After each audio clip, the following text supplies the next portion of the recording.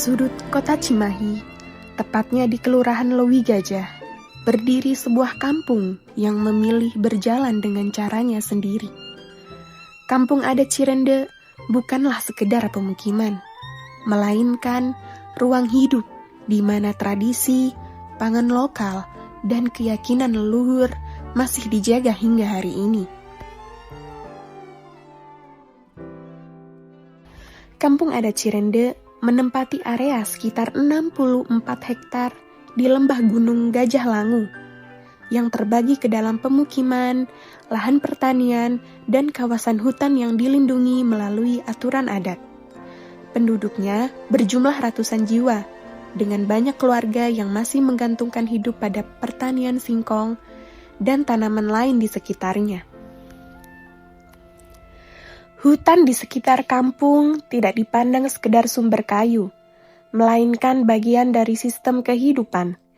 Melalui pembagian kawasan seperti leuweung larangan, leuweung tutupan, dan leuweung baladahan, masyarakat mengatur mana wilayah yang tidak boleh diganggu, mana yang menjadi penyangga, dan mana yang dapat digarap.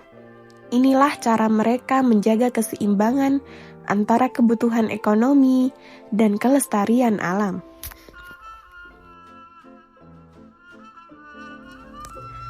Cikal bakal kampung adat Cirende berawal dari sekelompok keluarga Sunda yang menetap di kawasan Lewi Gajah pada akhir abad ke-19, ketika wilayah ini masih didominasi lahan pertanian dan hutan di lereng perbukitan.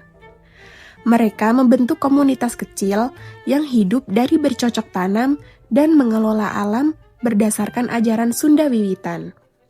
Sehingga sejak awal hubungan manusia dan alam diatur oleh norma adat. Memasuki awal abad ke-20, sekitar tahun 1918, masyarakat Cirende menghadapi krisis beras, lahan sawah terbatas, dan situasi ekonomi masa kolonial membuat mereka sulit bergantung pada beras sebagai satu-satunya sumber pangan. Para sesepuh kemudian mengambil keputusan penting. Singkong yang semula hanya tanaman pelengkap diolah menjadi nasi atau beras singkong dan perlahan dijadikan makanan pokok menggantikan beras padi. Keputusan yang diambil pada periode 1918 hingga 1924 ini bukan hanya langkah bertahan hidup, tetapi menjadi titik balik yang membentuk identitas Cirende sebagai kampung yang memilih mandiri, tidak sepenuhnya bergantung pada sistem pangan yang datang dari luar. Rende itu jenis tumbuhan yang ada kebetulan di sumber mata air.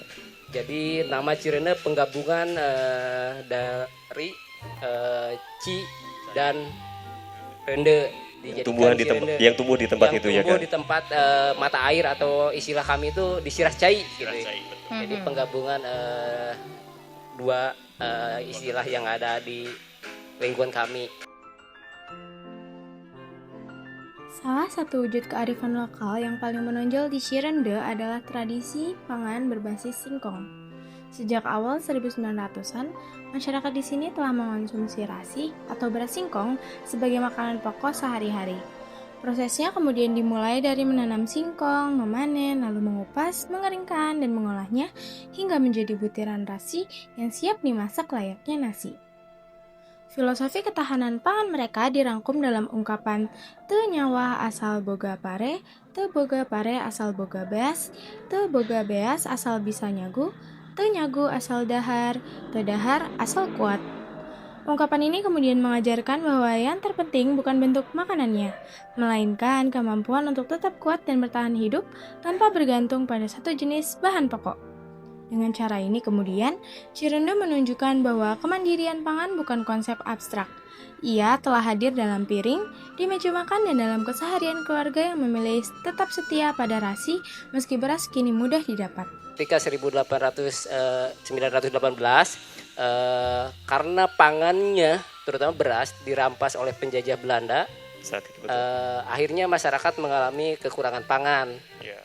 Jadi para pendahulu kami memohon petunjuk dari Yang Maha Kuasa untuk mencari pengganti atau makanan alternatif selain beras. Oke. Dan akhirnya dari perjalanan itu menghasilkan inovasi singkong menjadi makanan pokok masyarakat adat Kampung Cirende, dan sampai hari ini menjadi tradisi yang turun temurun menjadi konsumsi pangan lokal istilahnya gitu ya.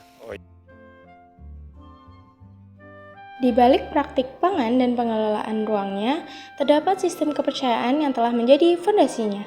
Mayoritas masyarakat Cirende memegang ajaran Sunda Wiwitan dengan keyakinan kepada Tuhan Yang Maha Esa yang disebut Gusti Sikang Sakung Sawiji Wiji. Kepercayaan ini mengatur bagaimana manusia bersikap terhadap tanah, air, pohon, dan sesama. Berbagai ritual seperti upacara di bulan Sura, syukuran panen, dan doa bersama menjadi cara mereka dalam merawat hubungan dengan leluhur dan alam. Di sini, adat kemudian bukan sekedar menjadi seremonial, tetapi menjadi pedoman etis yang mengikat generasi tua dan generasi muda. Meskipun memegang teguh adat, Cirende bukan kampung yang menolak perubahan. Prinsip yang mereka pegang adalah ngindung ka waktu, nibapa ka zaman. Mengikuti perkembangan zaman tanpa melepaskan akar tradisi, listrik, telepon genggam, internet, dan pendidikan formal sudah menjadi bagian dari kehidupan sehari-hari. Namun di saat yang sama, struktur kepemimpinan adat masih dihormati. Rasi tetap dimasak di dapur, dan hutan pun tetap dijaga sesuai aturan leluhur. Disinilah Cirende kemudian memperlihatkan bahwa modernitas dan tradisi tidak harus saling meniadakan, melainkan bisa berjalan berdampingan. Tungka waktu mi bapak ka zaman. Tetapi pertanyaannya, apakah hal ini juga berlaku dalam artian masyarakat Cirende tetap mempertahankan adat tradisinya atau tetap miindung ka waktu mi bapak ka zaman itu kan? Kumaha tah Kang? Ya tentu kalau pertanyaan seperti itu, kami di masyarakat adat punya sebuah kesadaran bahwa kami menjadi bagian suatu bangsa adalah kehendak yang maha kuasa, lengkap dengan piranti cara ciri yang harus kami jaga. Sebagai suatu bangsa tentu kami dapat dikenali melalui rupa gitu, wajah. Oh ini orang Sunda. Betul. Ketika bicara Sunda, berbahasa Sunda, oh ini juga orang Sunda.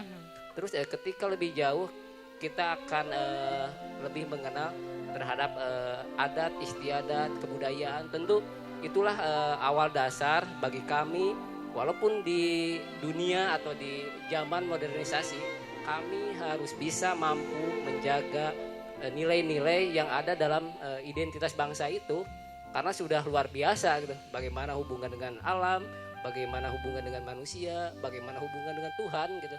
Harus sinergi, harus terus mampu menjaga kondisi, terutama bagaimana generasi muda hari ini yang kemungkinan akan terkontaminasi dengan dunia global ya, perkembangan zaman. Istilahnya tadi ngindung ka waktu, ngigelan zaman yang kami lakukan sampai hari ini. Bersinergi aja dengan perubahan zaman, tapi tidak lupa akan akar budaya leluhur kami.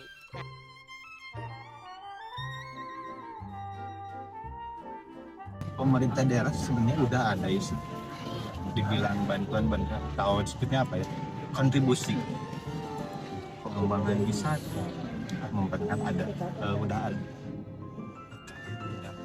Karena Cirende itu bisa jadi kampung wisata itu didorong juga dari pihak pemerintah pada tahun 2017 didorong menjadi destinasi wisata yang berbasis budaya. Jadi dibalik itu yang tadi, yang namanya wisata ternyata mempunyai dua mata pisau. Makanya ketika ada pengembangan untuk wisata, kita tuh mana yang bisa mengembangkan wisata tanpa mengikis atau menghilangkan nilai-nilai keagamaan. Dan semakin berkembangnya Cirende, semakin kuat juga masyarakat adat mempertahankan tradisi.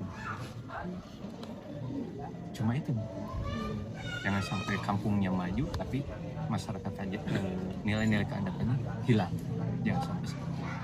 Makin maju tapi makin kuat juga dengan nilai-nilai tradisi.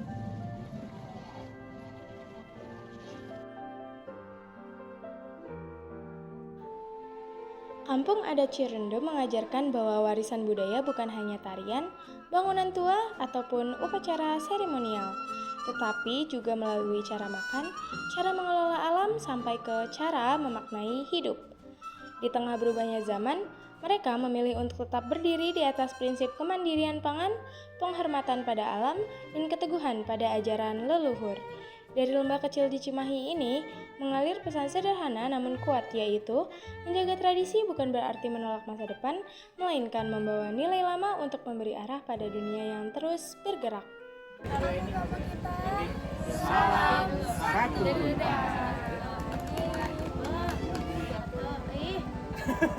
dua, tiga.